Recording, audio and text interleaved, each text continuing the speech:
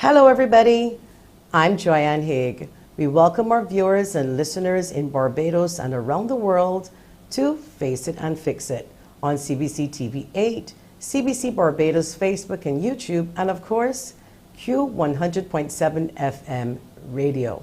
Now before I start off and talk about my guests, I want to share with you my thoughts, and I want to compliment the Right Excellent Robin Rihanna Fenty. But before I get to that, I just want to pull back and just say I hope you all enjoyed your independence. It was wonderful celebration, and I hope all of you enjoyed it. So back to Rihanna now. So we know the night of independence, Rihanna received the highest award I believe that you can receive, and she is now the Right Excellent Robin Rihanna Fenty. She's now joined the list of national heroes. I want to publicly commend her. She's a Commonwealthian, as all of you know. I'm a Commonwealthian. I'm so proud of her. I know there's been a little bit of pushback, but that's okay. People are entitled to their opinion, and people ask the question, what makes a hero? And in my opinion, Rihanna has done so well, not only just for Barbados, but for the world. And you may not know a lot of things that she's done charitable-wise, a lot of giving, and she's been a major influence in a lot of other people's lives. And some people may not think that she is the right mentor for their children, but that is totally up to you. I encourage you to sort of always talk to your children about what's right and wrong and how they look up to people, but she certainly has done a lot, not only for Barbados, and you may not know of everything that she's done, but she has done a lot. I also want to show a photo of Rihanna at Starcom Network many moons ago when she was first signed, and I can tell you that this picture was taken the day after Rihanna was signed, 2 days after.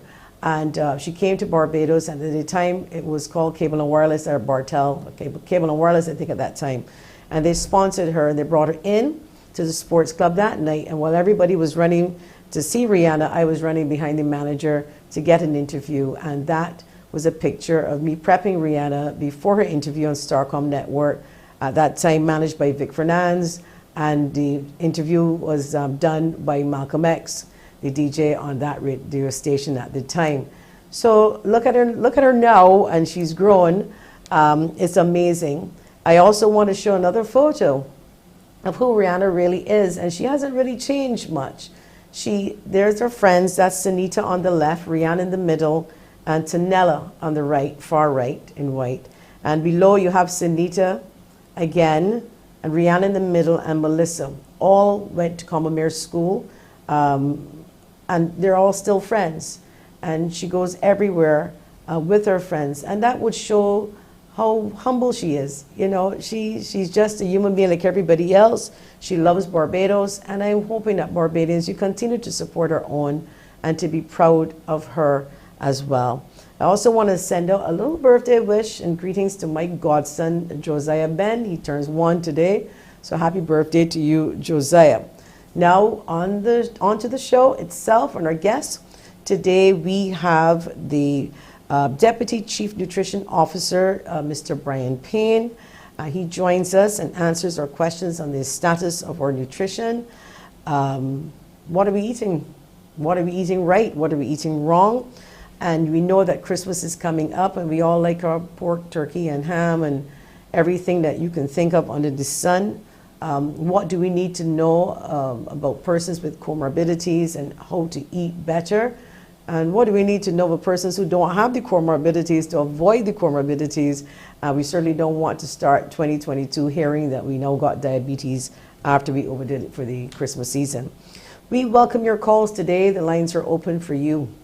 Whatever you want to discuss, we are here to help you. This is the nature of the show. We're going to help you fix your issues if we can, and if we can't, then we'll point you in the right direction. We encourage you to call 228-5563 or 228-5562. If you want to send us a WhatsApp message, 228-5562, or you can leave your comments on Facebook by typing in CBC Barbados, and you will find us there. Now, please, I love all of you. I love to hear from you, but I'm begging you, please call the show and not my phone afterwards. I receive so many calls and messages, and people are shy. And I guarantee you, at least if you call the show, we can try our best to help you. If you call me and I'm busy, I may not be able to get a chance to assist because it would just be me.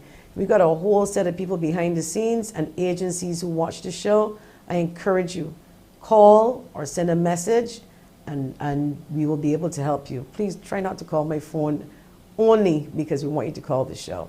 When we come back, we will be speaking to Mr. Brian Payne. We also have some WhatsApp messages and some concerns of wells again, and we will try our best to address them. We know we spoke about those wells a couple of weeks ago.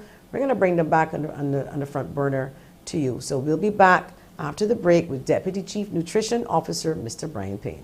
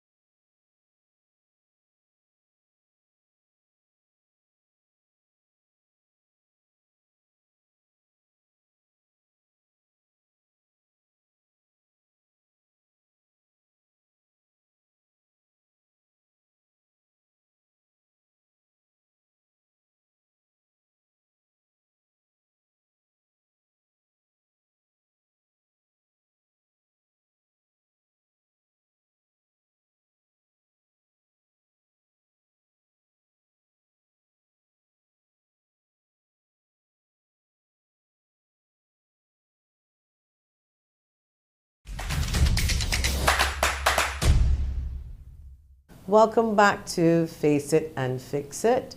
If you're now joining us before the break, I was encouraging and I am encouraging persons to call 228-5563. We're opening up the show today to you to discuss anything you want to discuss, any problems that you may have that you want to put on the front burner that you want to see being addressed. Okay, so we have a WhatsApp message coming in here pertaining to a well.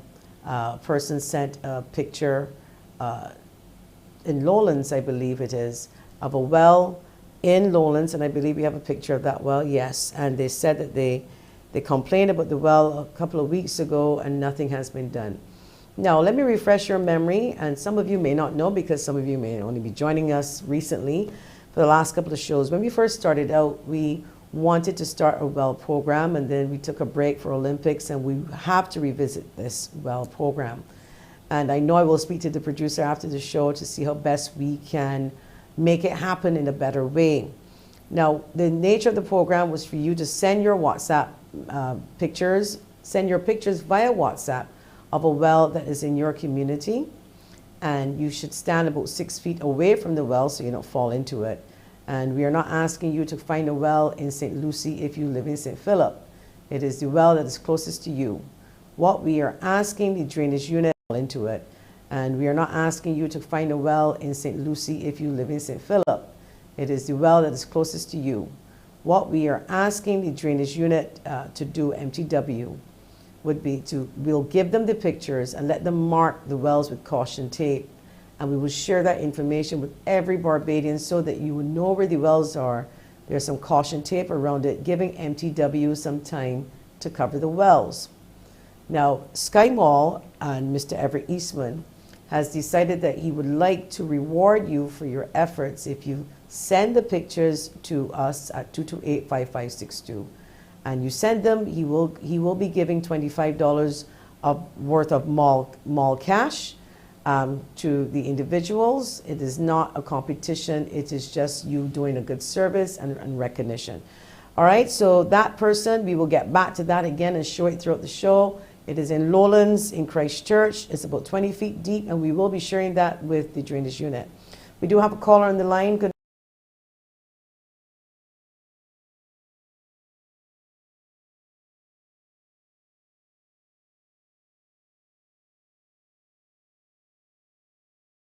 Yeah, they got no everything sense between when they had things when they had the storm.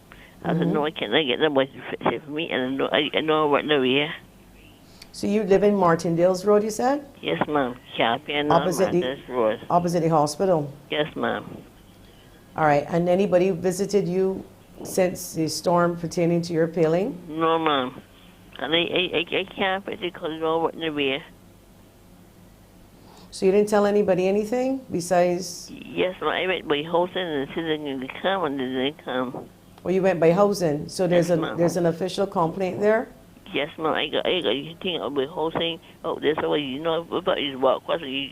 You walk, when you walk, but if you said the bus terminal, right, I went in there and asked a question, and Timmy says somebody else done it. Oh, you mean UDC, Urban Development? Yes, ma'am. Okay. And I needed help because we walk across my yard. I feel coming in my yard and carrying my things. I got nobody to help me. All right. What we will do, we're gonna take your name. You gave your full name. You want to give it again? Patricia, the teacher, Susanna Padmore. All right. You gotta slow it down for me. Go again. Patricia. Patricia. Yes, ma'am. Letitia. Letitia. Yeah, Susanna Padmore. Padmore. That we don't need. Oh, okay. And the address is Martindale's Road. Yes, ma'am. And the man is 571 5648. You really want to have 571 5648. 5648. 571 5648. 56. Yes, ma'am. 571 5648. All righty. All right, Patricia. Yes, all right, we're going to share this information, I believe, with housing first to see if they can give you some assistance. Or we can see if we can reach out to some of the guys. And I know some guys in Martindale's Road, Marlhole, are reaching out to y'all because I'm sure there's some of the guys that can help you put it back up too in the area. You don't think so? I don't know, ma'am, but the grass in the yard, you see grass in the yard real tall. And I really want the grass to come down. If I get somebody to come and help me cut it down, I will buy some. I don't know if I get somebody to get something to cut down to keep down the grass and me so nobody can walk because I can't carry my things to understand. And they're going to help me. And yes, I was very helpful. And I can't sleep. I just got late on the whole night. I went to see who can through my yard. You understand? You live alone, Letitia? Patricia, sorry, you live alone? No, I live here. I just have an old man. I live here with an old man. All right, look. I really want I'll to tell help. you. Okay, all right. You don't panic. You don't worry. What we're gonna do, what I will do after the show. All right. I probably will come out there today too. Anyway, after the show. Okay. Probably around 1:32. Yes, ma'am. And let me see what we could do. We may be able to help you privately. And as I said, I know a lot of the guys in that area, and then we can see if we can mobilize a little team to help you put back at the paling. All right? Okay, thank you. All right, love you. Hold on. You hang in there. You just hold on. All right? Okay, thanks. All right, you're welcome, hon. All right. Well, as you know, this is Christmas, and it's pretty hard for a lot of people. Financially, a lot of job losses. Obviously, there are people who are waiting for repairs after the passing of Elsa. Government obviously has a lot of work on their hands, and everybody can't get help at the same time. And I strongly believe that a lot of us don't really have to depend on government for everything. There are people who can help, and community spirit hopefully will be around this Christmas, where people may be asking, like Patricia, about getting her paling put back up. Now that's something I believe that people in the neighborhood and some of the guys could have gotten together in order to help her. So hopefully, God willing, I get there safely today. I will get there, and we will make sure that something happens for you, Patricia, with or without the government. We will make sure that you get a paling, your paling sorted out. We encourage you to call the number 228-5563, or send us a WhatsApp message, or use that also as a phone number to call, 228-5562. Send your comments via Facebook by typing in CBC Barbados, and you can leave your comments there. Now, recently, we know we've been hearing a little bit more, a lot of killings, people dying, and it's moved from guns now to more knife violence, as we are hearing more and more stabbings taking place. I'm not quite sure if we will get this situation handled in a way where we can reduce it by 100%, because obviously there's always going to be crime. But I'm hopeful that it is reduced somewhat, at least by 50%. And we are hoping to hear from Public Relations Officer of the police, or should I say the police, it's not the Barbados Police Service, that's the new name. I was about to say Royal Barbados Police Force, but it's no longer that. It is now the Barbados Police Service that we are now referring to it as that. We do have a caller calling in later. Someone messaged they do have a situation that involved the police, and they want to share that with us. I'm not sure if they're going to get through to us before 12, but they want to call. But I want to put the PRO on standby in case he may want to respond to it, if not today, but at a later date, because there have been some concerns people want to share as it relates to the Barbados Police Service. You know we love our police officers, and we need to support them as much as we can, but we also are mindful that sometimes they're not perfect, and things can happen, and citizens have a right to make a report if they're not happy with the service that they've been given by a police officer or police officers. There's a complaint section that you can call. So that individual called before the show, and they would like to share their experience. And I just want to put the Public Relations Officer of the Barbados Police Service on standby in case he may need to respond. We also know that there is a new variant, the Omicron variant, and we don't know a lot about it. Perhaps maybe throughout the show we may be able to hear from one of the doctors who may want to jump in. If not, we certainly will schedule that at a later date. But we heard it's more contagious. We heard it's more contagious, and we will hopefully hear from our doctors soon on that. We have another caller on the line. Good morning, Face It and Fix It. You're on the air. Hello, you're speaking to me? Yes, go ahead.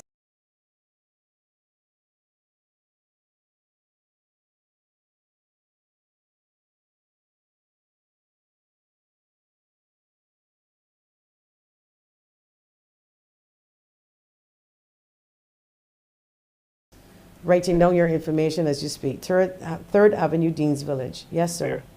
Bear with me. You're talking to an 87-year-old. That's all right. We have time. Right. Go ahead. Yeah. I have a problem here. The hurricane blew down my paling around the house, and it's there. I'm not in the position to help myself where that is concerned, and I have no one to help me. All right, Winfield, I know you said you're 87, but did you call like anyone, your MP or anything, anyone else knows about your situation? I tried to, can't get through.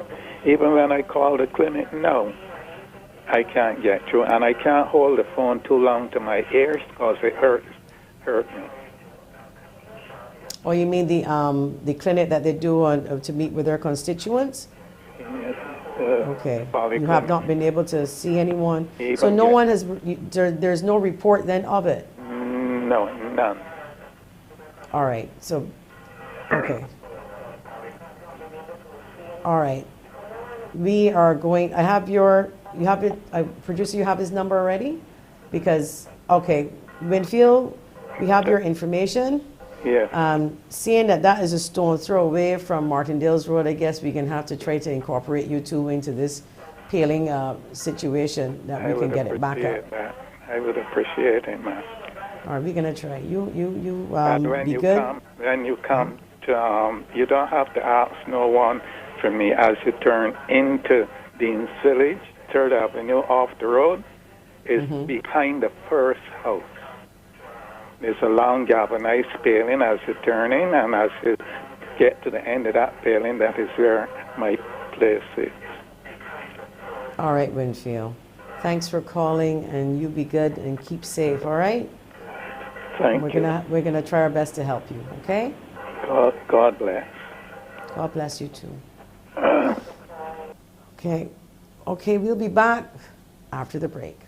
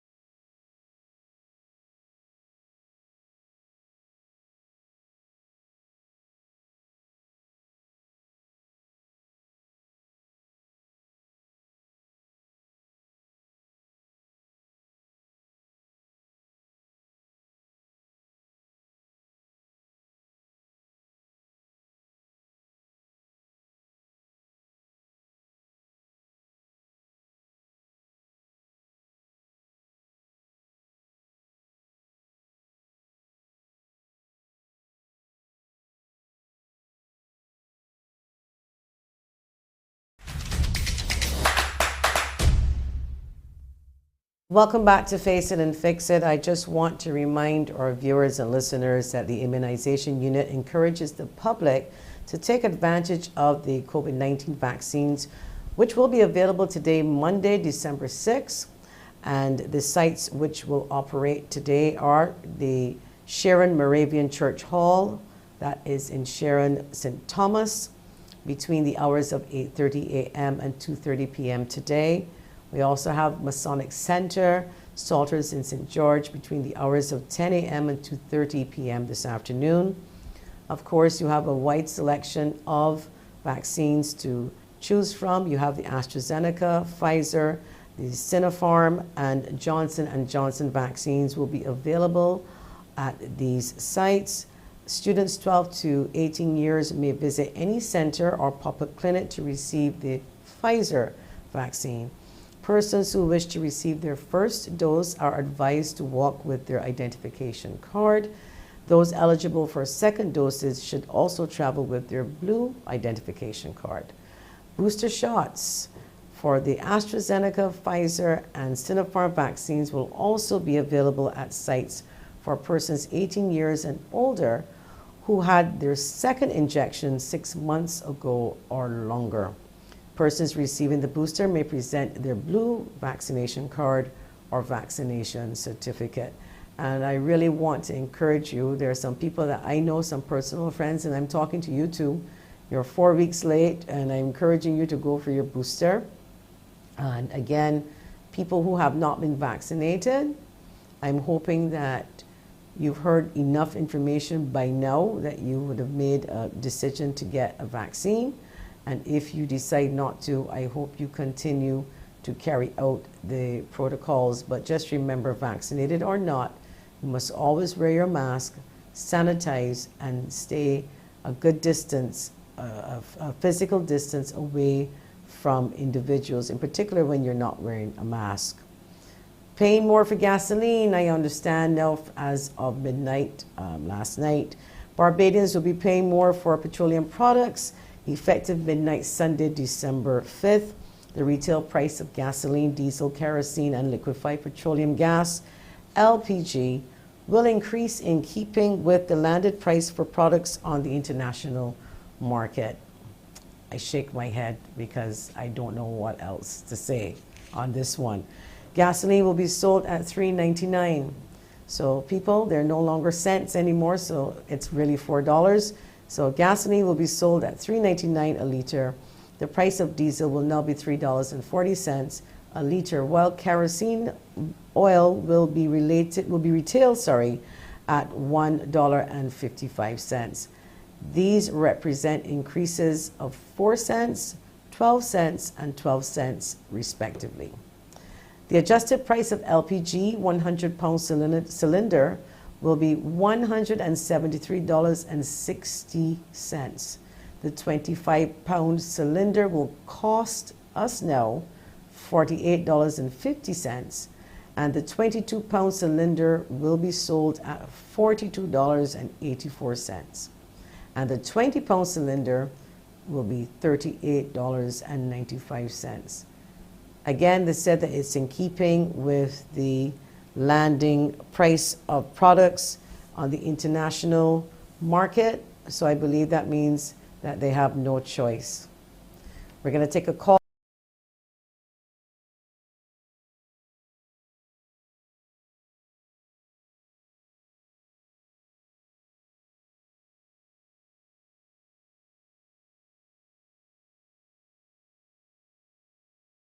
Actually have Breeze collect the bags from the stuff from us. Okay. Am I making sense? Sorry, Hello? Could you repeat that again? Could you just repeat? You usually Breeze that collect the stuff, the empty bottles, etc. Okay. I have 4 of their bags filled here. What am I going to do with them? Because apparently they are no longer operating the business. That's a very, very good question, because they have a recycling business and they have customers that they service monthly. Yeah. And I probably would like to reach out to Bees, and we will try to reach out to Bees. I believe we might have a number for him. To see what is the plan going forward now that they have ceased operating for a while. Yeah. What are they going to do? What are they telling their customers to do or to call? Have you tried calling them? I did, but I'm not getting through at all. Oh, so the entire operation must be closed. Yeah. All right. Well, let's see what we can do. A little research throughout the show for you. If not now, we probably get the information for the next show, but I'm hoping before midday that Bees Recycling, the owner, can reach out. And I think it's very important to let your customers know that if you stop operating, you offer a monthly service. I believe you pay for this service, is that correct? Yes. Right, so you pay for this monthly service, and if you stop just in the middle of it, what's going to happen to your customers and who's going to pick up the slack? Very good question. How are you otherwise, and how are you during this pandemic you're managing? I am in. Listen to my words this morning. Say again. I am in. The only place I've gone is to get a checkup from my doctor. I am on medication, and I do not even have to go. I call the doctor, and then I get my prescription, okay? But I just had a monthly checkup, and everything is quiet with me because I'm in. I don't go anywhere. I cannot even come down the steps on my own. I have to be helped. And I was such a strong person. Only that I had a, what do they call it? You know, that stroke. Wicked stroke. You know, what I, and I'll share this with you because, and good morning, Mom. Hope you're watching. I saw my mom over the weekend, and you know, she's older, and I couldn't visualize. You know, I remember my mom being this strong, still strong, but you know, not as strong. And you know, in your mind now, you're wondering, where did that time go? What happened? What happened? And all you could remember is this woman cooking, cleaning, working, taking down my curtains and taking down. You know. Listen, I see around this time, Mom would be busy pulling down, or actually no, everything would have been done a long time ago. We'd be like busy painting, and she was the person in control of everything. So to see your mother at a certain age, and it isn't what it is anymore, is hard. It's hard to watch, and even now at my age, I can remember when I was 16 like it was yesterday. I mean, you know, you don't feel it in your mind. I don't know about you. You know, your body was feeling it. That's right. But mentally, you agree with me? Because you could probably more relate too. Do you feel like your age in your mind? I know, but not really. Not really.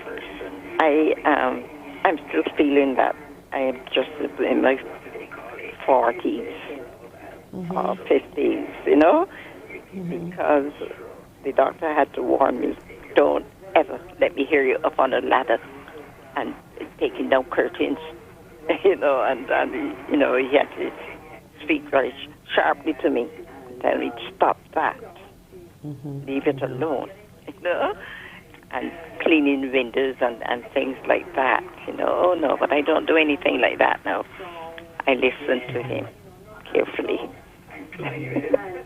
Well, I mean, they say once a man and twice a child, and so much respect due to the elderly. It's something that I'm very passionate about in this country, that I don't think that we give enough respect and help to the elderly and to the disabled community.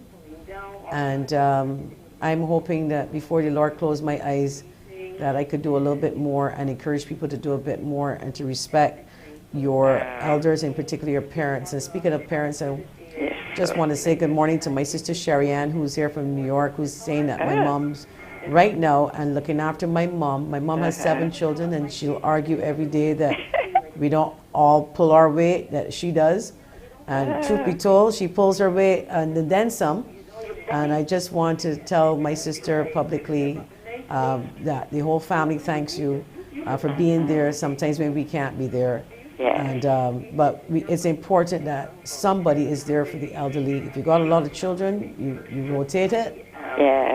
And you know, and you try to help them out. And I want to thank you so much for calling and reaching out. You sound young, I can tell you that. You sound younger than what you said you are. Oh, yeah, I'm 85. But that's why I tell you sound young. I'll be 86 in February. You see now, because mentally in your mind you're thinking 40s, 50s, this is probably why you sound like that. So you keep good, you keep safe. Thank you so much for calling, and God bless you, all right? Thank you very much. Okay, my dear. Have a good one. We'll be back after the break.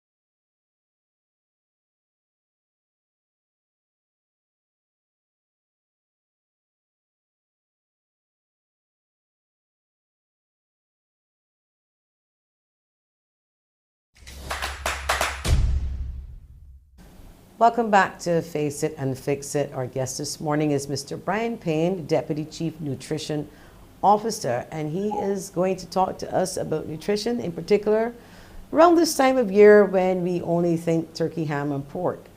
Good morning, Mr. Payne. Hi, good morning. I appreciate the opportunity to have a chat with you today.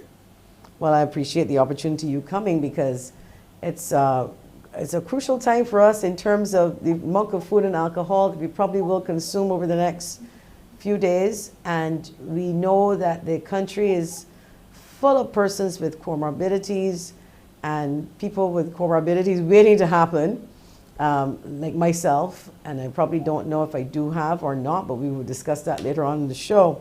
But Sure. I want to first ask you, what should people with actually comorbidities right now, diabetes, kidney patients, how should they proceed during the Christmas season? And can they still eat the great cake and everything that they normally eat? I would say proceed with caution.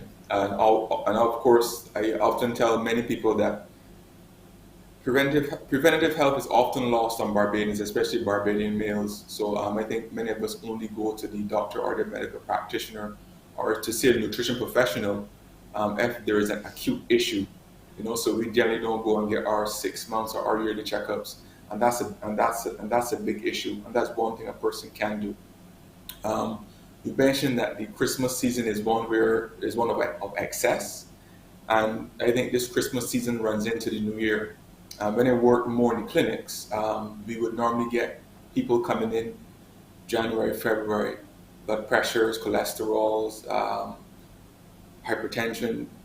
Lots of issues tend to flare up during and after the Christmas festivities, and that's an issue. So the first step a person needs to do is to understand that they need to have a relationship with their medical practitioner, and they also need to monitor their numbers. Monitor the trends in the numbers, whether it be blood sugar or blood pressure or blood cholesterol. Because this time of year where there's lots of excess, we generally tend to have some acute issues and some significant issues coming into the new year. Okay, so for example, diabetes runs in my family, and I am a latent diabetic.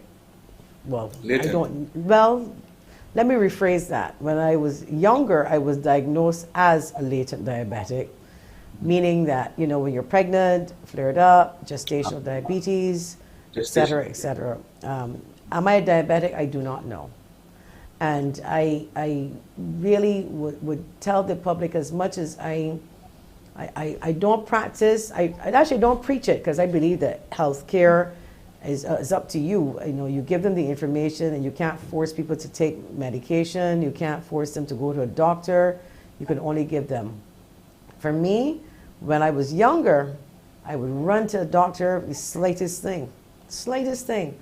The older I am now, I'm so fussy to be running to the doctor, and I'm thinking, oh Lord, I've got so many issues. Do I want to hear something else now?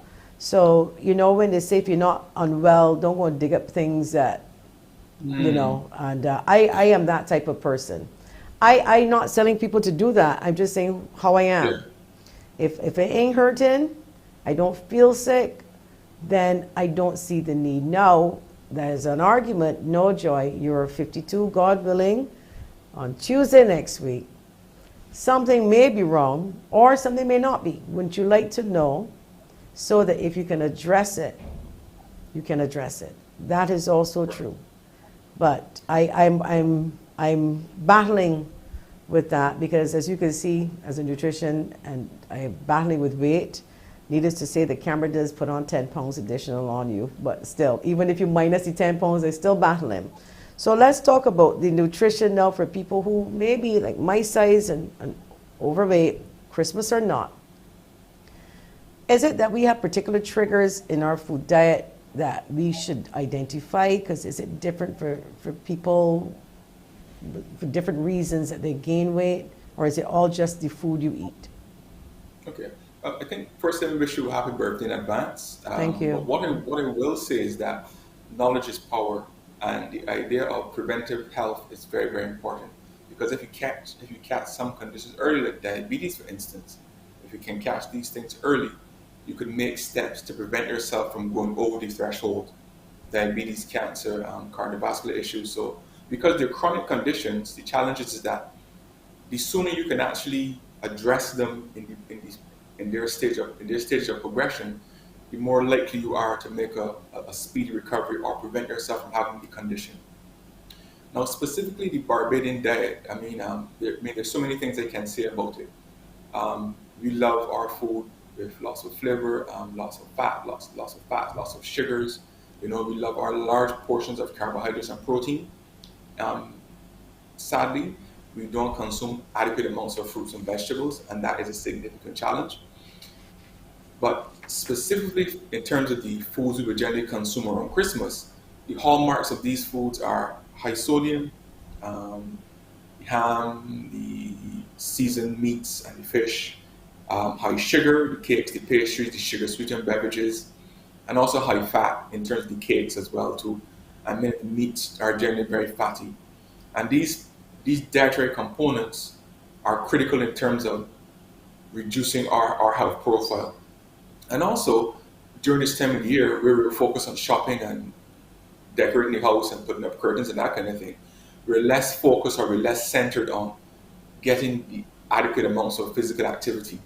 Now, with those things in context, in terms of the relatively poor diet around this time of year and the lack of physical activity, when we superimpose that on the pandemic which we're currently living in, we can imagine that we're eating more in many instances. The quality of the food is not necessarily the best, nutrition-wise, and also we're significantly less physically active. So what that really tells me, or any kind of medical or nutrition professional, is that persons will struggle to manage their numbers or their risk factors. They will struggle to manage their blood pressures, their blood sugars, their blood cholesterol levels. So we can imagine that this time of year, especially within the context of the pandemic, we need to be extremely cautious and we need to be more diligent as it relates to keeping track of our numbers, taking in your fruits and vegetables, eating less, being more physically active. So those are the key things that I would want persons to focus on. Okay, so let's just take the average person right now, barely making ends meet. And we hear him telling people, oh, you need to eat properly. When sometimes the average Barbadian can afford things only like ramen, sardines, which is good for you, but I can't eat sardines anymore, Yes, it seems. it is. But it is. I actually may try to attempt it. I woke up one day after eating a can of sardines. I think I had too many, but it maybe it was just a bad can. I don't know.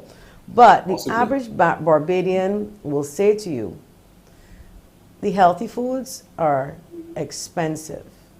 There are people who can't have what's that thing with flour? Oh dear, there are people who are lactose intolerant. Gluten intolerance. My brother's children, and he has to look for everything that is gluten free. Those products are expensive. I can tell you now that my daughter Sky at home watching has 40 food allergies, and rice and lettuce being the highest of the 40 came in at 4. Now, I don't know who allergic to lettuce, but my child is, all of a sudden. And rice, I only found 1 or 2 people who share that allergy. I've never even heard of people allergic to rice, and rice is something very common in Asian dishes. So had to replace that with, I hope I get the correct pronunciation because my sister was arguing with me, quinoa. Quinoa, yes, quinoa. Quinoa. We argued for a whole day pronouncing that one. Then we have buckwheat, which is not wheat, buckwheat flour, and she can use that. So obviously, if she can't use rice, then you can't use flour, rice flour. Would that be correct in the nutritional? Which means that you can't use pasta. Right, because you're saying a number of things, and I'll try to address them as systematically as possible.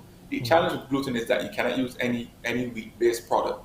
There's some grains like rye, which may not necessarily create a reaction in the person as much as wheat flour. But again, within a Barbadian context, wheat-based flours tend to be the typical thing we consume. These days, on the local market, you tend to get things like breadfruit flour, cassava flour, I think I've seen sweet potato flour as well too. So you get these things coming up. However, you can imagine because these flours are gluten free almost, it may not be as attractive in terms of how the end product may look because of the lack of gluten. But there's several non-gluten based flours which we can get on the market here. Again, the price point may be a little more than the wheat based flours, but there are options. And again, you mentioned the idea of food allergies, again, which is something that and intolerances as well too, because they're not one and the same, but we consider the same for purposes of this television show. But the key thing for persons is that if you have or you suspect you have a food allergy, simple thing you can do is contact your local polyclinic and they can actually put you in contact with a nutrition professional from the National Nutrition Center. And of course, we'll be happy to advise persons accordingly, or a person can actually seek out their own private nutrition professional and have a plan or a diet geared towards their specific nutrition needs. And that's the important thing. But gluten allergies are becoming more common. They tend to be more common as people age, but they definitely are common in young people. But I think these days, there's significantly more options for persons who may have these gluten intolerances or lactose intolerance, for instance. So there's several things on the market which we can find now. I know of some people who are allergic to certain foods and they eat them still and just swallow Histal afterwards or Predcort. Right. Again, the key thing is that I would not advise that, especially because it's not really a sustainable long-term strategy, not even a sustainable medium-term strategy. I think if you have significant allergies, I think the best way to approach it is to speak to a nutrition professional. We can be found within the polyclinic system of Barbados. And so that way you can actually get some scientifically based information. And the key thing here is that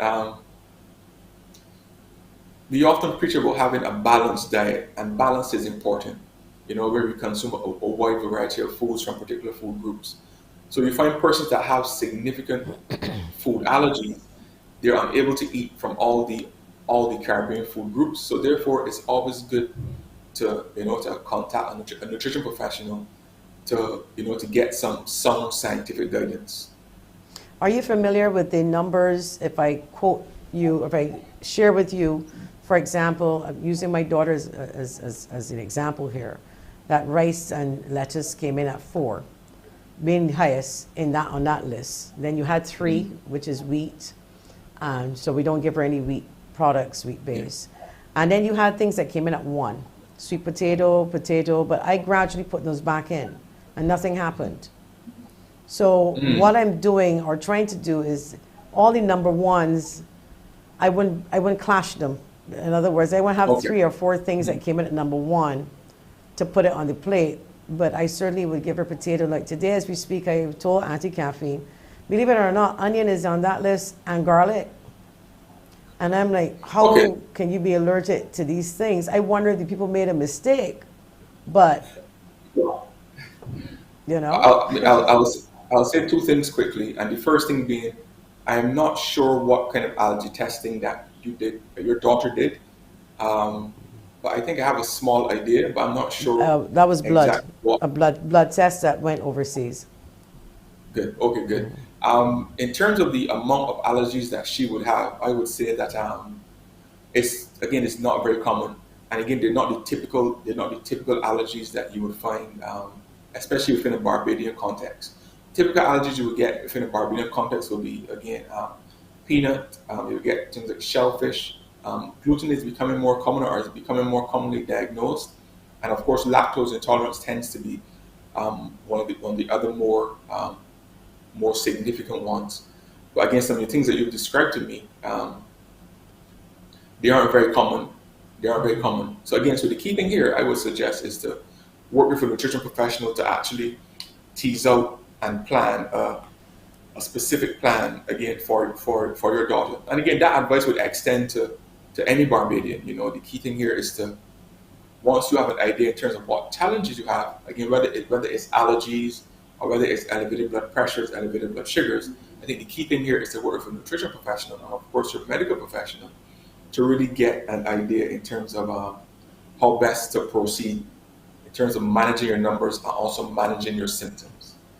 So when a person all of a sudden is allergic to a food, they've been eating it, or in my daughter's case, she's 22, and this only happened last year. But there are people who said that over the years they would be itching, and they don't know why, and gradually it got worse until they got the skin test or whatever test that they do to figure it out. Would you say that a lot of Barbadians have allergies and they certainly don't go to find out what it is? And that's not only just talking about itching, we're talking about the sneezing and so on, and coughing, and mucus. Is it true that the manufacturing of mucus, I should say, in the system can be caused by foods that you eat? Or that's more external? Sure. What I would say is that allergies and intolerances, I mean, these things occur on a spectrum, So a person can be mildly allergic or have a mild intolerance, and you can progress all the way until a person has a severe reaction or severe intolerance. So you get a spectrum. So most persons actually don't fall on the severe end. So they can probably consume the particular food or drink indefinitely, and not have any severe issues. They may have maybe the typical cough, or they may have a little itching, and they may pass it off as nothing. But what we see is that as persons get older, these allergic reactions or these intolerances, they become more acute, or they can become more acute, and therefore then they need to be addressed. So that is something that we need to consider. In terms of the Barbadian population specifically, again, because we're primarily of African origin in most cases, lactose intolerance tends to be one of the key hallmarks. But again, because it occurs across the spectrum, people have a different level of intolerance. And I think that is the important point. These things occur on a spectrum, and persons can fall anywhere on the spectrum. But again, the key thing here is that our symptoms, they may be so mild, we may just brush them off, and that's important. As it relates to mucus production, again, mucus can be produced for a number of different reasons. Some of the factors can be dietary, or some of the factors can be environmental as well too. So it really comes down to teasing out what specific issues a person may have, or what environmental factors a person may be exposed to. Okay, when we come back after the break, we're going to talk to you about the powers of bush and bush teas, etc., all of that, because people, I have a friend here messaging me and wanting to know about Wonder World and all these different things, if they can use that in their diet. We'll be back after the break. Sure.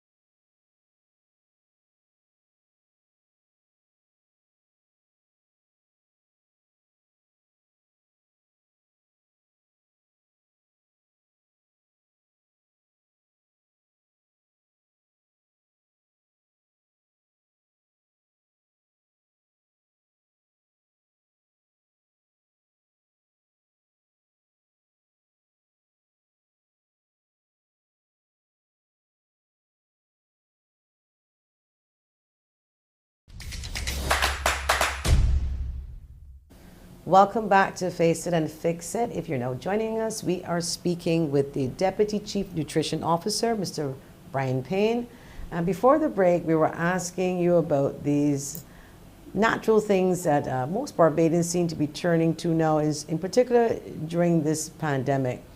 People are trying to concentrate a little bit more on keeping healthy, building their immune system, last minute, as I could call it, because sometimes, you know, you're trying to see if you could heal yourself in 2 days, and after destroying your entire body and your organs for 52 years, and hoping for a miracle overnight. Do you agree with the use of these various types of bush that we see around, that we hear Barbadians talking about? What I will first say, I'll pretext what I'm saying after this. Health, both good health and bad health, they're both journeys. And again, depending on what journey you are on, again, you will get the results accordingly.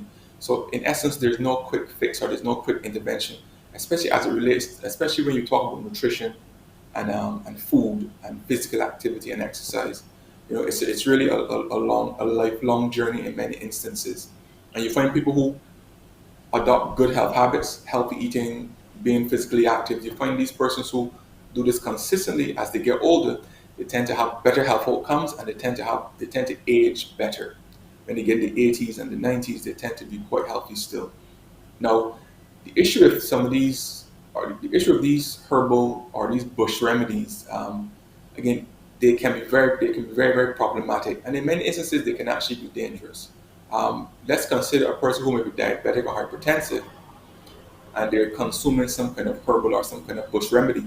We must remember that some of these bush or some of these herbs, they can actually contain very potent active ingredients, and some of these compounds in the bush or the herbs, they can actually interact with a person's medication or some other drug a person may be on. So we need to be very careful. So I often tell people, if you want to take some kind of herbal or some kind of bush supplement, key thing, or even some kind of over-the-counter supplement you may buy from a pharmacy or a health store, the key thing is to have a conversation with your medical practitioner or your nutrition professional and get some insight or get some advice. I know we live in a society where the quick thing we do is that we type in and we go to Google or, you know, and we research these things. Because again, with the internet, there's lots of information, but also there's lots of misinformation.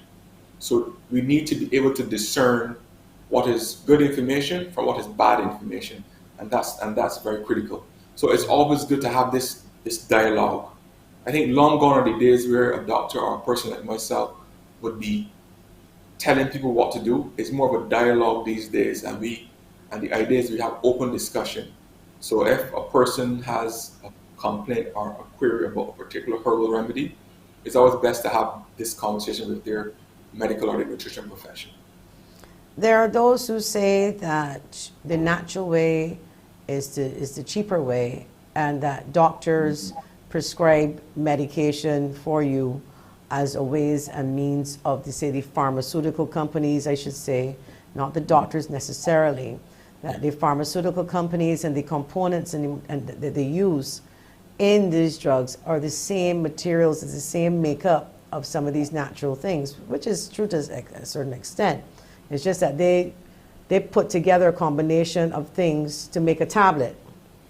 Yeah. A person who relies on natural and bush, etc., may not know the right combination, as you were saying, and probably should have a discussion with a doctor first if they want to do that. But I guess I was just trying to say that there are some people who would not take medication because they see it as poison. They see it as pharmaceutical companies just want to make money. So what I would say as well too, the challenge with the herbal or the bush remedies is that in many instances they haven't undergone the rigor of the scientific review process, and that's one thing I would say. Although that process has flaws, but again, it's something that I would adhere to. And secondly, when you talk about the remedies or the bush remedies, we must understand that I don't think anyone ever really gives you a specific dosage. So the probability that you may actually overdose on a particular thing is quite high. But what we'll also say, for the average person who has no comorbidities, taking no medication, they can probably take some of these remedies or some of these compounds, and they can be fine. But it really comes down to the person who has significant health challenges. So when they actually take these things, or if they take in medication as well, it can actually result in things like dropping of blood pressures, dropping of blood sugar. So there are a whole host of issues that could arise from persons taking these herbal remedies, taking these herbal remedies, or these drinks, or these bush teas, and not really being informed. So again, if a person is intent on, the term natural is a term which is overused anyway. We know that sugar is natural, but sugar is bad for you. At least excess sugar anyway. So I wouldn't really give too much credibility to the term natural. And if you were to go into the supermarket, for instance, you will see countless products on the shelf, and again, natural is in the title. But it doesn't really mean a whole, from my perspective, it doesn't really mean a whole lot. And what I will also say quickly is that I think when we think about health, we look at health, or at least good health, we look at health in isolation. What I mean by this is that we say we're going to go to the doctor, we're going to get medication, or we're going to get some intervention which is going to manage or cure or treat this problem. But we don't look at health in a holistic sense. So we need to look at health in terms of our diet, our level of physical activity, and also our mental health is also very important as well too. So there's several components to health that we need to understand. And the only way that we're going to get positive health outcomes is if we have this holistic approach. We eat well, we try to be active, we try to manage our stress levels, and if we require medication, we should take our medication as prescribed. There are some people who are living quite a healthy lifestyle. I know one friend I have exercised every day, didn't eat meat, still doesn't eat meat, and ended up and still had treated for breast cancer. Is it that you're predisposed to these things regardless of whatever you do? Can that be the case? What I would say is that, what I would say, cancer is a very, again, there's lots of causative agents for cancers, for instance. And the term cancer is basically an umbrella term which describes a number of conditions which have similar characteristics, but cancers are different. In terms of what would predispose a person to something like cancer, for instance, especially breast cancer, family history tends to be a key factor. Environmental factors tend to be key as well too. And of course, things like dietary and activity, they also fit in. But family history tends to be one of the key risk factors for many cancers. Sorry. Well, I can swear by at least one natural, if you could call it herb. I actually drink, or used to drink, soursop leaves, and I'm not a doctor. This is just my personal experience, so I'm not telling people to go out there and go and drink. But I had fibroids in 2012, and I remember going and having an ultrasound and taking medication to, stuff like that until I could have surgery. And when I went back, I was drinking 3 cups of soursop tea leaves every day for 6 weeks until I got back. They had to actually repeat the ultrasound because I remember the doctor pressing and saying, well, these plain bo peat, because you couldn't find them to that extent. No, they were there, but they shrunk significantly. So, and the only thing I did was to drink soursop leaves with the tea, 3 cups a day. Now, eventually I still got it removed. So I'm not saying that was the cure, but it really did reduce the growth somewhat. We're going to read this WhatsApp here to you. WhatsApper is saying, I have a friend who's a diabetic. She has no appetite. Yesterday she had nothing to eat the whole day till 4 p.m. What does this do to the body? Not eating, and especially not eating to time. Okay. I'll just touch on what you said before. Then I'll jump on the other question with the WhatsApp message. I think the key thing is that it's hard to associate like one specific dietary component to something as complex as endometriosis or fibroids. So there's several things which work in concert to um, exacerbate fibroids, or again to abate it, or to make it better. Um, was it the salsa? Potentially, but again there could be several other factors. But it's difficult to tease out what was the specific thing. And most likely, it wasn't one specific thing. Good. Now, in terms of a person who may be diabetic and not eat, especially if they're going to take some kind of medication or insulin, um, because they're not eating, it can actually result in their blood sugar levels dipping too low, and they could have all the challenges which hypoglycemia brings. So the key thing here is that I often tell persons you shouldn't wait until you're hungry to eat, because then you may overeat, and that's the key thing. So if a person may be diabetic, they should have a set meal regime. And I think sometimes, especially as Barbadians, I think the issue that we have a lot is when we talk about meals and eating, sometimes we only assume that a meal is macaroni pie, rice and peas, or food per se. But a meal can be a sandwich, a meal can be a smoothie, a meal could be a fruit salad, a meal could be a vegetable-based salad. So a meal could be a cup of oats or porridge. So we definitely need to get an idea in terms of what we mean by not eating or what we mean by not having a meal.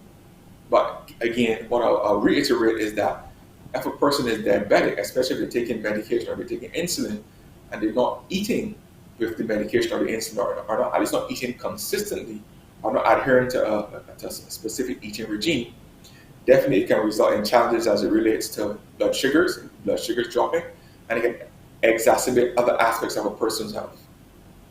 So around Christmas and you're diabetic and you want to eat a piece of sweet bread, you're saying you can, a small piece, because of course if the blood sugar drops too low, then obviously then you need something sweet then to bring it up.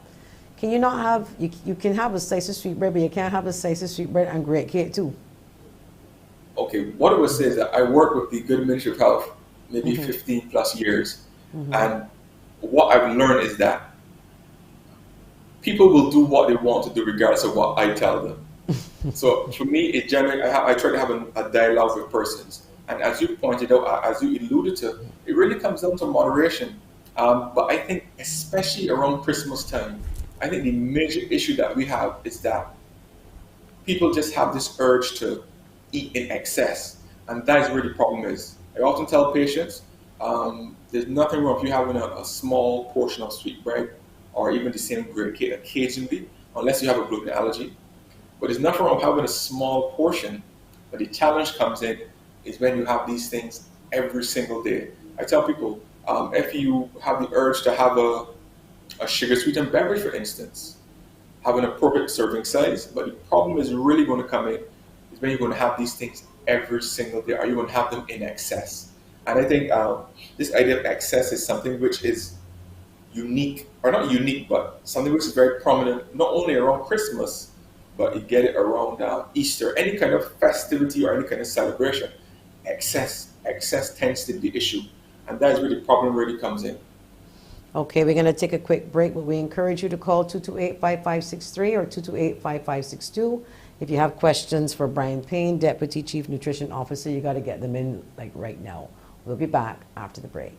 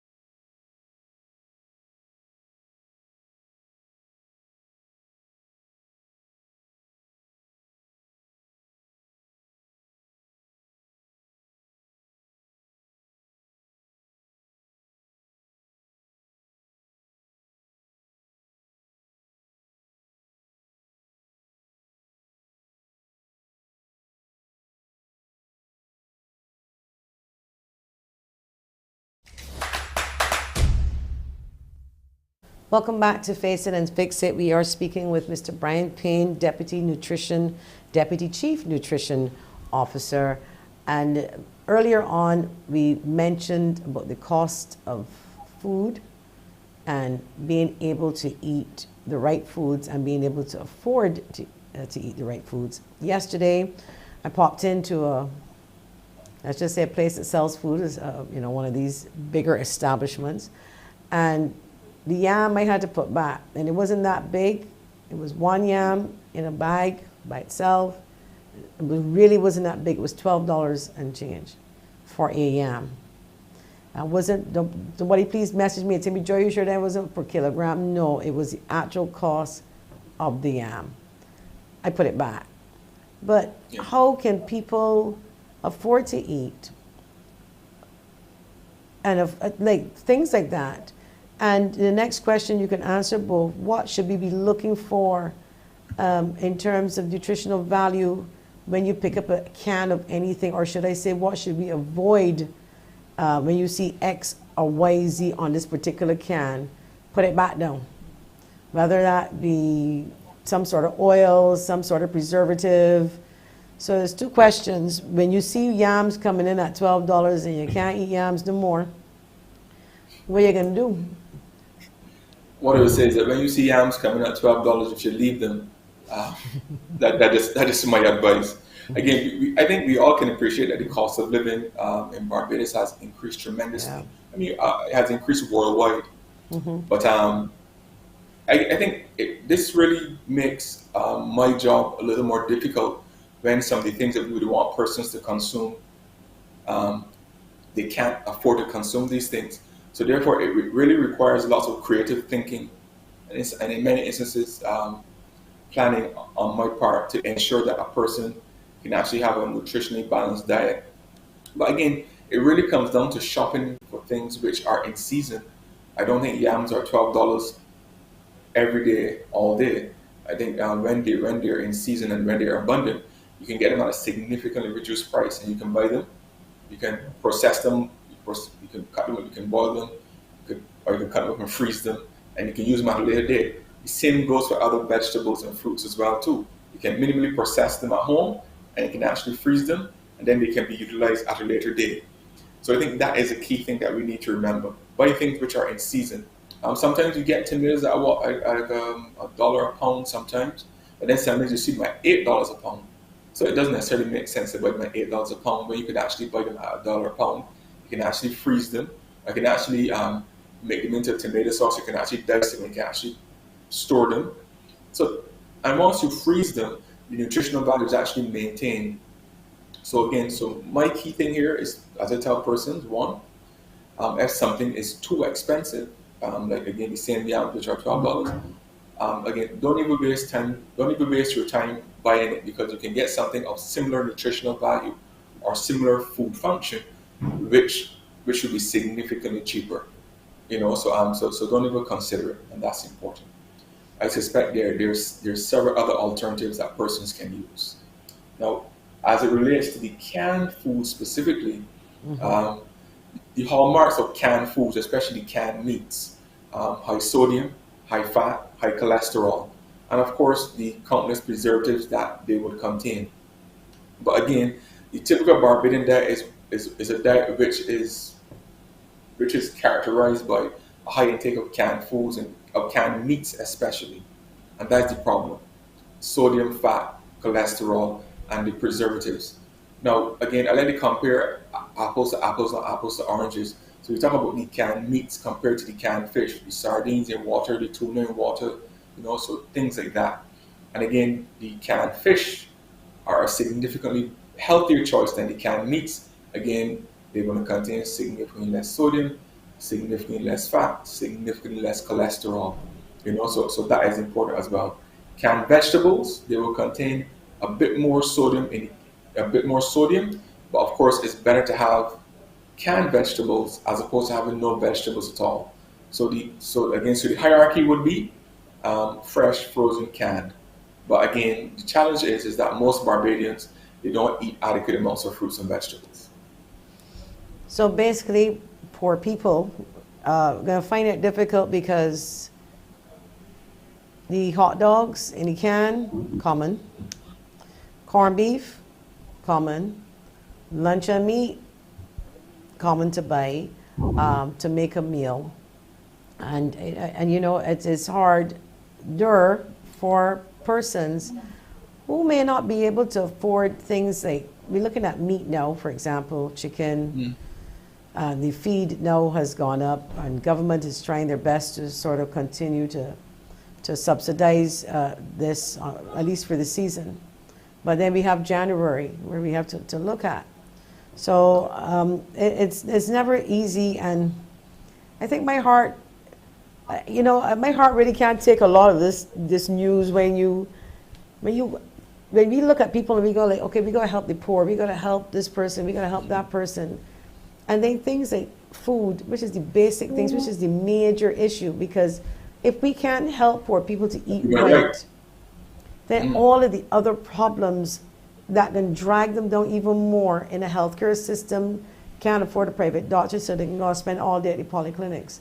You don't see people with money at a polyclinic to start with. You know, they have their private doctors, and it's true. I'm not saying they don't get sick, but I'm saying they are better off in the healthcare department because they can have specialized doctors, etc. So you come back to the poor man and you're lecturing the poor people, we got to eat right, we got to do this, we got to do that. But yet still the foods that are there available to the poor are foods that are high in fat and sodium and you know, so what else can we offer a person who is not well off to put a meal on the table, in your opinion, that, you know, that should be able to pull together in a cheaper way? What would you recommend? I'll just go back a bit before I come forward. What I would say is that, of course, the cost of living in Barbados is exceptionally high. You're a net importer of food products, and there definitely need to be systematic things done to address this high cost of living. Definitely, I think that's a major thing. Secondly, I often tell people, if you can afford to go to your private doctor, you should go to your private doctor. But if you cannot afford to go to even if you can afford to go to a private doctor, coming into the polyclinic setting, you're going to receive, you know, good care, whether it be for acute health issues, whether it be for chronic management of, let's say, like diabetes, cardiovascular issues, the antenatal clinics. Again, persons working in the polyclinic setting are highly qualified, and I do concede that the wait times can be a bit long, but I can almost guarantee that persons will receive good care within the polyclinic setting. Now, as it relates to specifically educating persons about what constitutes a healthy meal at a reasonable price point, I think this is where persons like myself, where we have fell down over the years. I think we need to do a lot more in terms of reaching people, and I will concede that the COVID pandemic has not made things easier for any of us. But definitely we need to do more to educate the Barbadian population. In terms of food specifically, again, some of the same canned meats and some of the same canned meats and the other processed foods that you described, again, these are things that people have developed a taste preference for over the years. And these are things that people actively seek out. As opposed to using like corned beef, for instance, it may make sense to use like a tuna, or maybe use some kind of fish at a lower price So point. you're saying it's okay, canned fish, tuna, sardines. Is it better in Mackerel, oil or better salmon. in water? Water tends to be the better choice because, of course, the main difference is it will contain significantly less calories than the fish packed in oil, and that's important. Mackerel too as well is okay?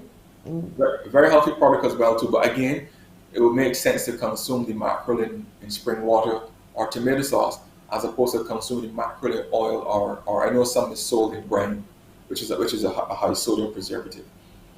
But I think we need to educate our population about buying things in season. You know, and again, the key thing here is, as a consumer, we definitely need to go. We need to spend our money where we get the most value, and I think that's important. Whatever little monies we have, spend it where we get the most value. If you can get better prices in a market setting, go to the market. If you can get a better price point at particular supermarkets or particular stores, you frequent those stores. And as long as you vote with your dollar as a consumer, definitely that tends to catalyze change. Because if a supermarket has these expensive food products and they're not being sold, at some point they're going to need to they're going to need to revisit their pricing structure, and that's an important point as well too. And of course, I think the typical thing, as I often tell people, is important that we actually take our food security in our hands. If we have the space or if we have the know-how or the technical capacity, we need to do some home gardening where possible, or even community gardens where possible. That was my next thing to tell you about community gardening. Do we have a lot of that? Well, I don't know if you know, because I was thinking that I live in a cul-de-sac, that if I plant carrots, my neighbor could plant cucumber, the next buddy could plant something, and we share. Yes. Well, I wasn't thinking of selling it to each other. I was thinking of helping each other out. But if you want to make an extra dollar. I think, again, the key thing here is that we need to be more proactive as it relates to our food security or our nutrition security. So if we have a small space, there's no reason why you can't plant a lettuce or Chinese cabbage or okras, something which will definitely be nutritious, and also it would actually save you some money in the supermarket. Tomatoes, again, these crops are very easy to plant. And again, it really speaks to the fact that there is a need for persons like myself and persons who are training agriculture. It really speaks to a need for us to get out more in the public. And again, I thank you for this forum this morning. I really definitely need to educate the public about the benefits or the cost savings associated with being more proactive for our food security and growing the things that we actually consume. Okay, we have a long WhatsApp here. We're going to try our best to get it. Sir Brian, who went to school with me, hit the nail on the head. We can eat healthy foods that are in season and even healthier canned options for the poor man, as we so lovingly like to lean on. The problem is our taste buds. Rich or poor, we have a taste for high fat, high fructose, even me. Okay, well, I guess it wasn't as long as I thought. So we got a taste for these things and a craving for things that are bad. Chocolate cake and cheesecake and all those bad things.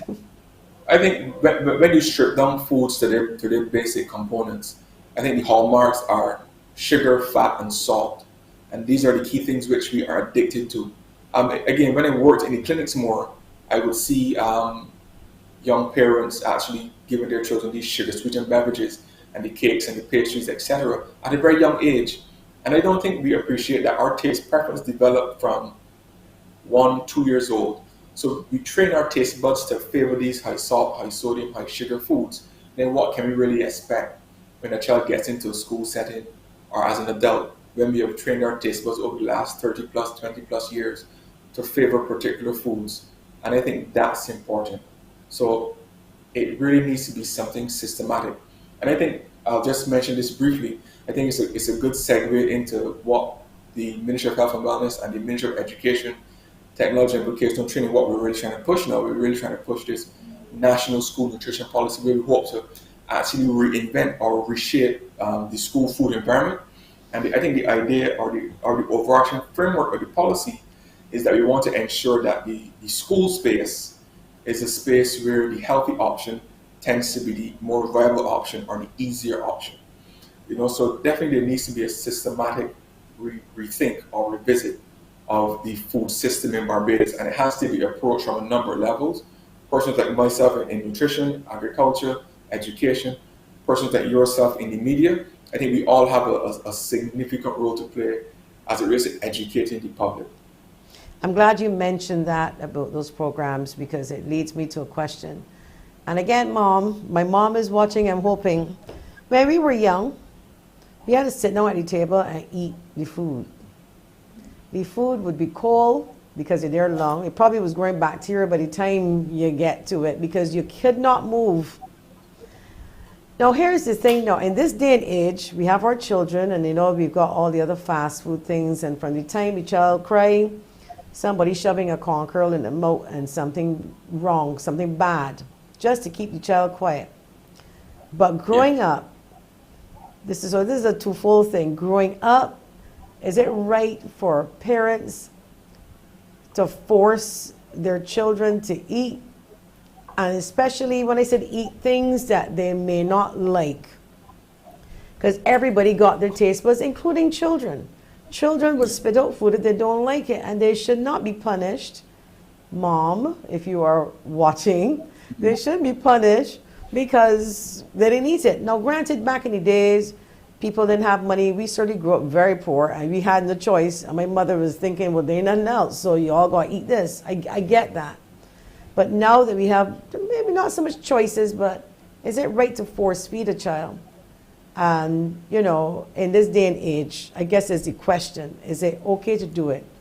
And if you can't afford shafat and all these different things, and you got string beans and okras, you know, what do you do with the child like that who's difficult to feed? Right, good. So you said a number of things, but the key points I picked up from what you said is that the food culture has changed. Our feeding has changed significantly. I am against using food to pacify. I don't think food should be used as a reward. Do your homework and you'll get X or you'll get Y. That is a no-no. Eat your vegetables and you'll get some ice cream. Even though it's my daughter, I'm guilty of this from time to time.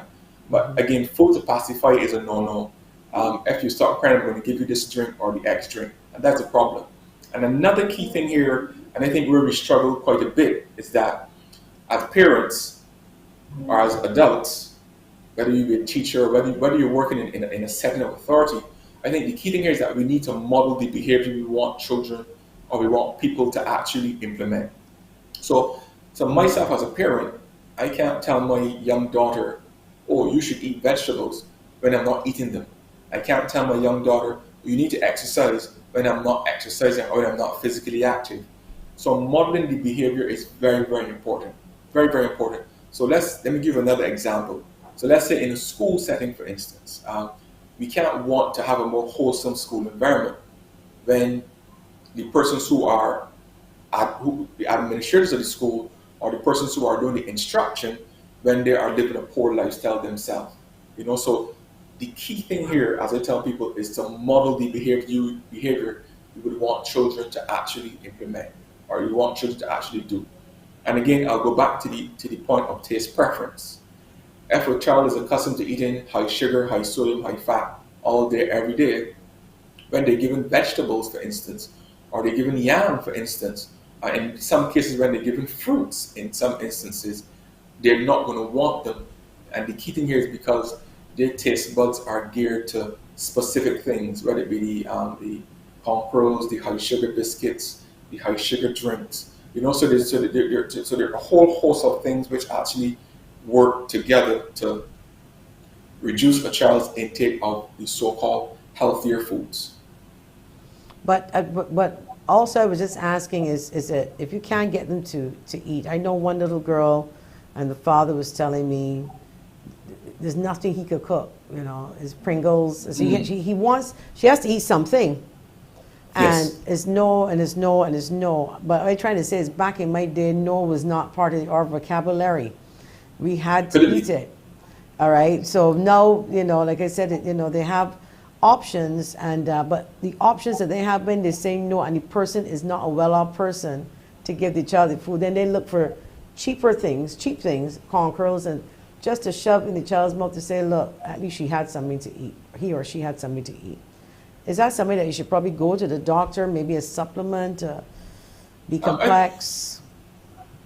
I think the key thing here is that if you're concerned about the quality of your diet, it's always key to speak to a medical or nutrition practitioner to really get an audit of what you're consuming. And the key term here to get an audit, because you need to understand in terms of your dietary quality. Because if you're not eating a balanced diet, of course you're going to be lacking in some regard. I think the quick thing that people point to is, oh, let's give them a supplement to ensure that they're not getting what they're taking in. But in many instances, if a person consumes a balanced or a varied diet, they're generally getting all the required nutrients that they would require. I think as parents, I think we need to be creative in terms of how we actually prevent food to children. And I think the challenge is for us too, as parents, as modern I use the term modern parents, even though I'm not as young as I would like to be. As modern parents, I think we need to actually sit down and eat and tell children we're going to eat these vegetables because these vegetables are good for you. They're good for your eyes. They're good. They help you grow.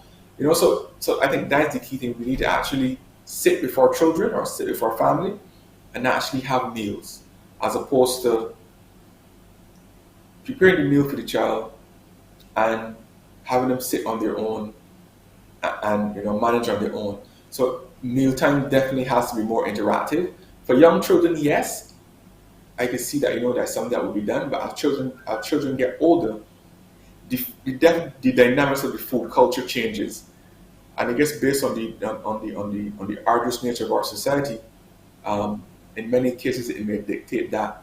But definitely there's room for us as parents, or guardians, or grandparents to sit with our children or sit with our families and ensure that what we offer them is not only nutritionally sound, but the food culture or the family culture which develops is one which promotes the eating of healthy food and promotes good food habits. Well, it's good to see the Ministry of Education obviously getting involved in with the Ministry of Health and Wellness as it relates to things like school meals. I've heard some parents complaining that the government is saying one thing and then the school meals is not as nutritional as it doesn't have any nutritional value sometimes, and I've heard that complaint. And the same thing goes about what you said with children and trying their best to sit down with them and getting them to eat and leading by example. They're older people to the elderly, especially when they're experiencing early signs of dementia, etc., have a tendency, you don't know what to give them. They're not eating well. That can be very frustrating. Is there anything you can share quickly about that? In terms Nutrition in the elderly? in terms of as persons get older, I think a big challenge, especially if they have complications like dementia, Alzheimer's. I mean, any form of dementia, really. The challenge is that it's a very disease progresses, and it could progress rapidly, or it could progress at a slower pace. And the key thing here is that we need to ensure that we seek out, or we especially if we have concerns, speak to a nutrition professional. Like, you can find us at all the polyclinics to really determine how best to feed this person, because one of the hallmarks of dementia is that people may actually lose the sense of taste, the sense of smell. Even a person who may be diabetic or hypertensive or have some sort of underlying health issue, some of these medications may result in lack of appetite, loss of taste, loss of smell. So the food may not be as appealing as it really should be. So it really comes down to working with your medical practitioner or your nutrition professional and addressing the specific needs of the client. But it really comes down to, and I tell people, it really comes down to balance, or balanced diet. And all that term really means to me, it basically means eating a wide variety of foods. Whether you do like a pureed soup with everything blended together and make it as tasty as possible, the older person, that's good. Whether you do things like creamed potato with vegetables, or you incorporate things like the fish. I think those things are also very important as well, the fish and the meats as well too. And by doing pureed soups, or like a soft diet, you can almost ensure that a person can actually be eating a wide variety, or as wide a variety of food groups as possible. Well, I certainly want to thank you. We ended on such a good note about the elderly, because I know that's a major concern.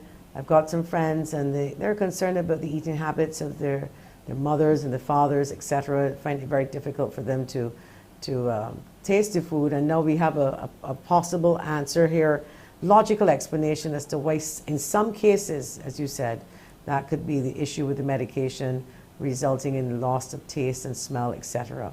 But I want to thank you so much for joining us, and don't be a stranger. We would love to have you back again sometime. You're most welcome, and thank you for the opportunity. Thank you too. We'll be back after the break.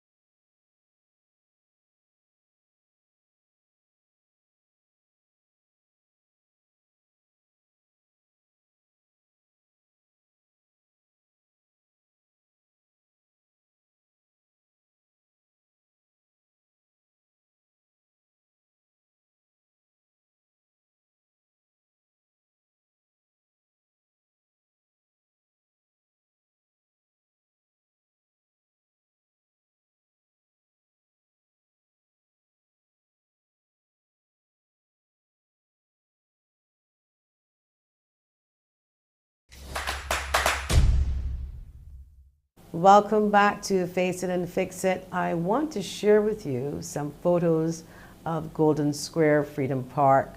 Over the last couple of months, a labor of love and a passion project for the Prime Minister. As you can see, we took some photos of the work being done there, and as you all can see the end result when you go down to Golden Square.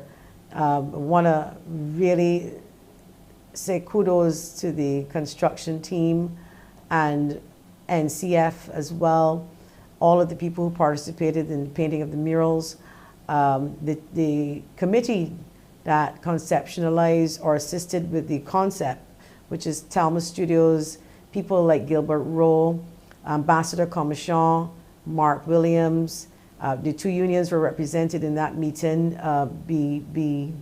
is it BWU, my apologies, and NUPW, Tony Moore and Nakani McDowell at the time are the sent representatives. Denise Minard, responsible for the bricks, all of those names. And I can say this because I do work alongside BTI, Haigh Communications, with that particular project.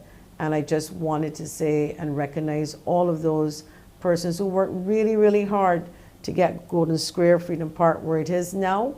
I encourage all of you Barbadians to visit the park and take a picture that people have been doing and find your name on that wall. And on another note, if you don't see your last name for whatever reason, you can call 836-4629, 836-4629, and that would be me, or Haigh Communications.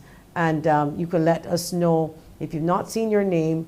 We will definitely make sure that we've got some spare bricks there with no names on it. That's actually to put on your name in case, because there were thousands of names. So, you know, errors can happen. So we want to encourage Barbadians, if you didn't see your last name, call and it will be there. So kudos again to the entire team, and a lot of respect to our Prime Minister, who had a big vision for that space, and a lot of people are enjoying it. We do have a caller on the line. Good morning, Face It and Fix It. You're on the air. Hi, good morning to you, Ms. Haigh. Good morning. How are you today? I'm good. What about you? Well, I'm trying, you know. I'm trying, thank you. That's all you could do, brother. That's all you could do. Yeah, thanks. What can we do for you today? Thanks for the encouragement, sister. Actually, I want to pay you a compliment, and it's really coming from my heart. I'm really impressed with you as a talk show host, you know. I find that you really do make that effort to be fair and balanced in the way you handle issues. I find that even when you're dealing with men and our issues, you really come over as being fair. I don't think that anybody can accuse you of being one of these Barbadian women who like to emasculate men and beat up on us. You do come over as being a kind person. I also have noted and admire your willingness to be like open and frank, and even prepared to expose your own faults and shortcomings. You know, I think that as a person, you appear to have a beautiful and noble spirit. So I want to commend you on that. Now, 2 questions. Thank you so much, sir. You're welcome, sister. 2 questions. I'm surprised that you didn't ask the nutritionist when he was discussing allergies and so on and diet and so on. I'm surprised that you didn't ask him if those could contribute to erectile dysfunction. One. Well, hey, I did say he was going to come back, so we could draw that to his attention. Thank you. And one little minor thing, maybe I'm being a bit unfair to mention it on air, but I guess the producer will do his or her work.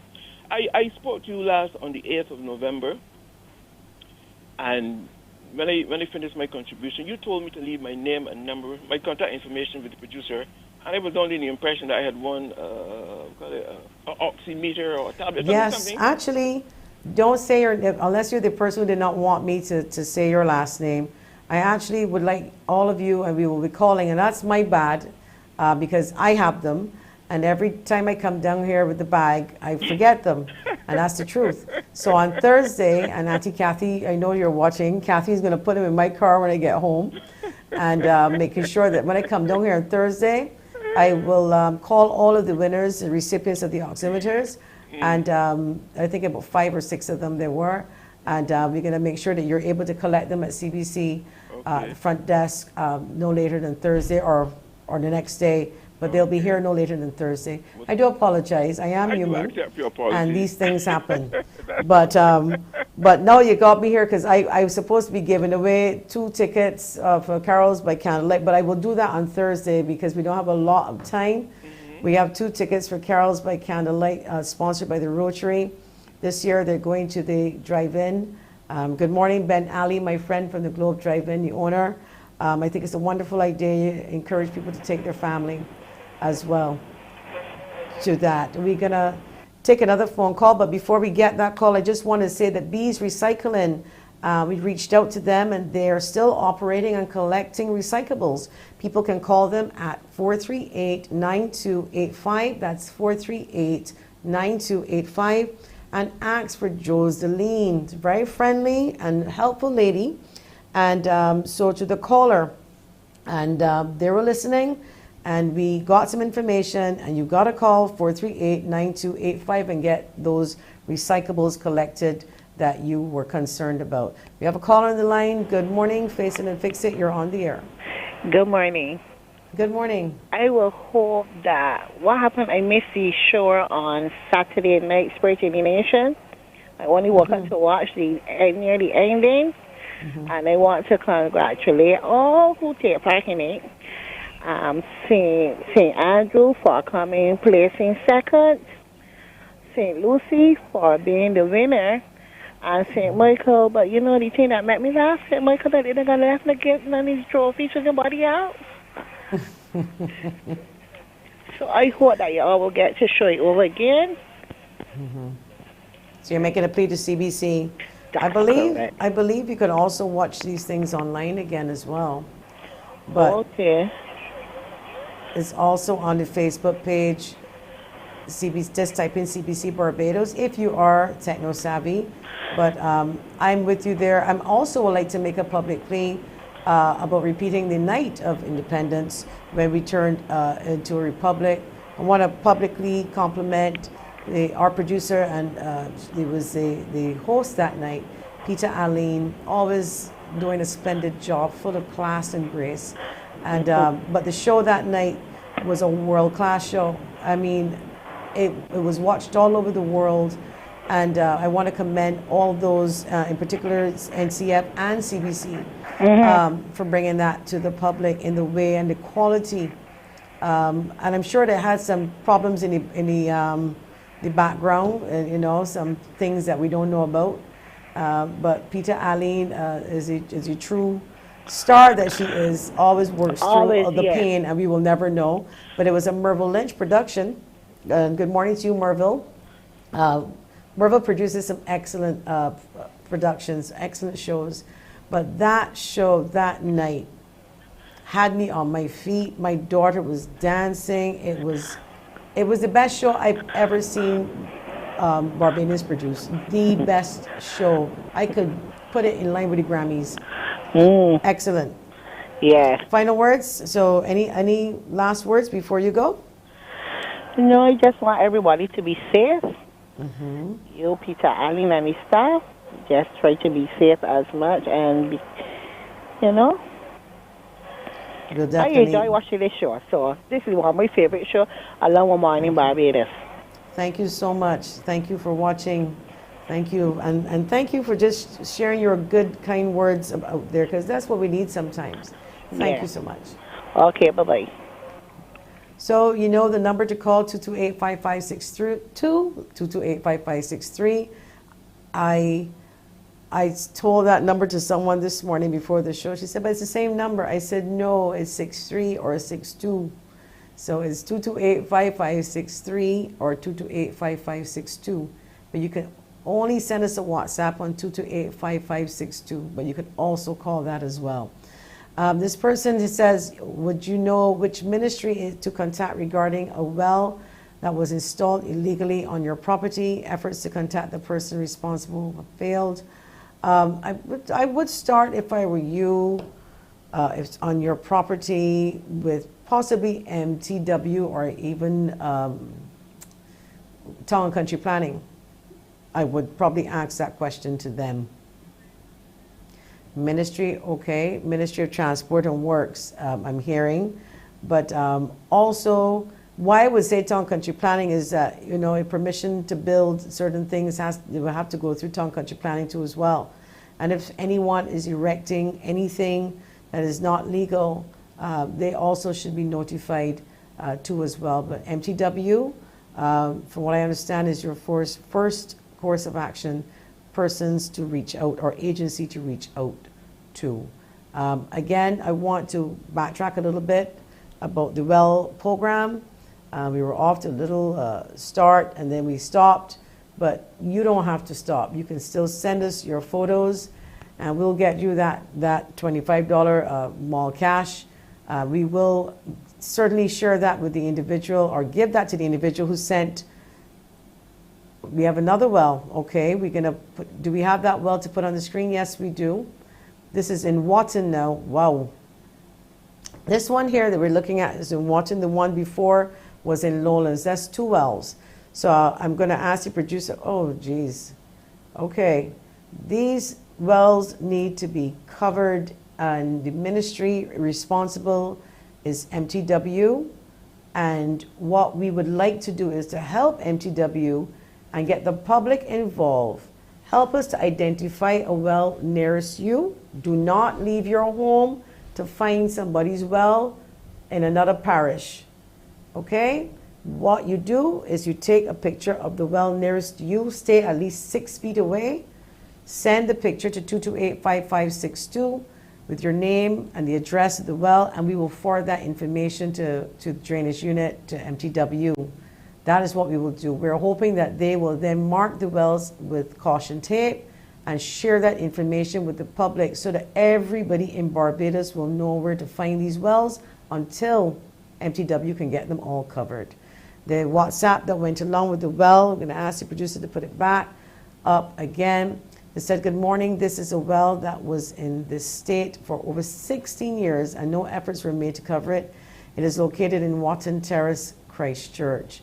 Again, we got little children running around. We know we have people who would have been injured and even lost their life dropping into a well. So let's do this, Barbadians.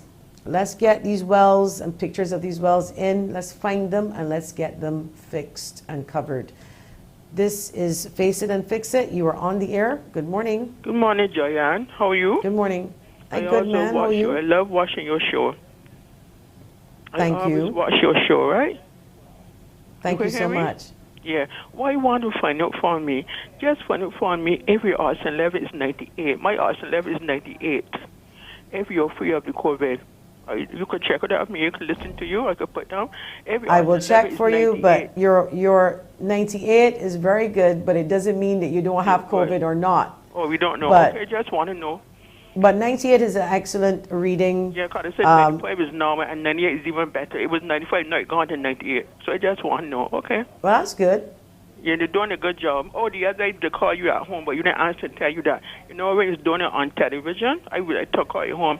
You're not supposed to move. You're supposed to keep your fingers steady. You don't move your fingers steady. And that's what it took. Remember when you was doing it to show the... I had one every cent. I bought one every cent. I didn't have to wait till... You have to keep it quiet and steady. Oh, I mean, because I was moving around my hands. On the next hand, by happy to let you know your pressure. You cannot talk and yeah, but just remember, I also wear nail polish, so that also probably contributed. You said yours 96 or 95, but yours stay high. But it was 95 going up. I mean, right, you know, it was up and down. The oximeters that we're giving are not the most expensive, but they do work.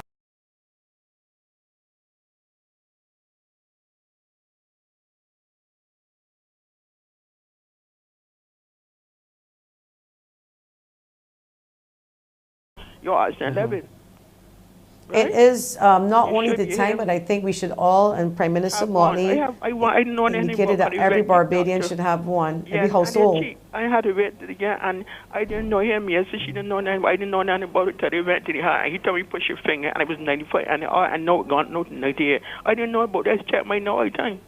Well, keep doing what you've been doing, and breathing in, and nice deep breaths, and bringing in some oxygen. We got to take a...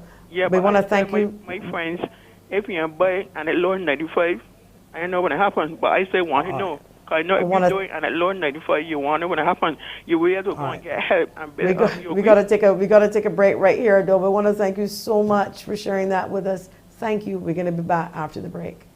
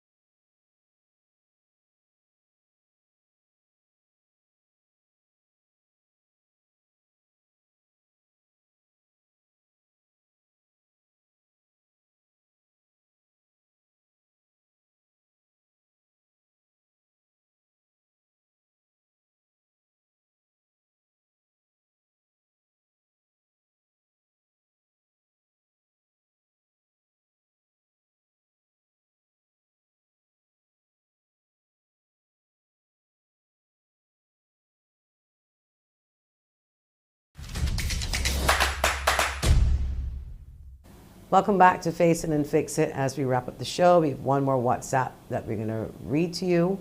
And it says here, I heard you talk about force-feeding children, but as a child care professional, a mother and grandmother, I know if you offer food to children and they refuse, keep offering it, and they will eventually take it and like it. Thank you so much for that and sharing that with us. We had an excellent show today. And about nutrition is so important that we eat the right foods, but equally important that we're able to afford the right foods. And I'm hoping to have a show actually just focusing on the right foods and being able to afford them and laid out step by step, because a lot of people need some help out there, and maybe we can do something to help them. Let me repeat again that the winners of the Oximeters, you can come from Thursday, and I'll call you over the next day or two to remind you that you are a winner. Okay, well, the persons, the individuals that won, I will certainly contact you, and they will be here at CBC to collect.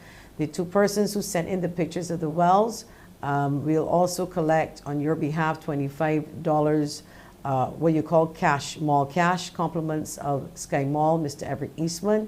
The two persons who sent in those photos today and with their names, you also can collect that from CBC. And I want to also remind the caller and persons who may be impacted by the recent notice that went out, or information that went out about bees recycling, and you might be wondering what's going to happen to all of these bottles I have at home. I'm glad to let you know that they spoke to us, and people can call them at 438-9285. 438-9285 and ask for Joseline. And again, Joseline is a very, very friendly lady.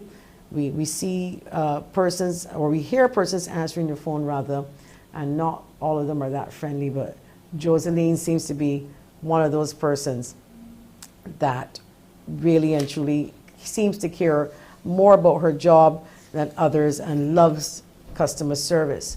Again, to let me repeat these centers that you can go and get your vaccinations today. Get a vaccine. Sharon Moravian Church, that is in Sharon St. Thomas, Sharon Moravian Church Hall, rather, Sharon St. Thomas, 8:30 to 2:30 today. You can get your vaccine. Masonic Center, Salter, St. George, from 10 a.m. Up until 2:30 p.m. And as you know, there's a wide variety of vaccines. AstraZeneca, Pfizer, Sinopharm, Johnson & Johnson will be available. Students 12 to 18 may visit any center or the public clinic to receive the Pfizer vaccine. We know that school starts in January, so I'm urging parents, if you haven't gotten your children vaccinated between the ages of 12 and 18, you may want to consider doing that sooner rather than later. Persons who wish to receive their first dose are advised to walk with their identification card. Those eligible for second doses should also do the same. Booster shots for the AstraZeneca, Pfizer, and Sinopharm vaccines will also be available on the sites for persons 18 years and older. You too are advised to walk with your card.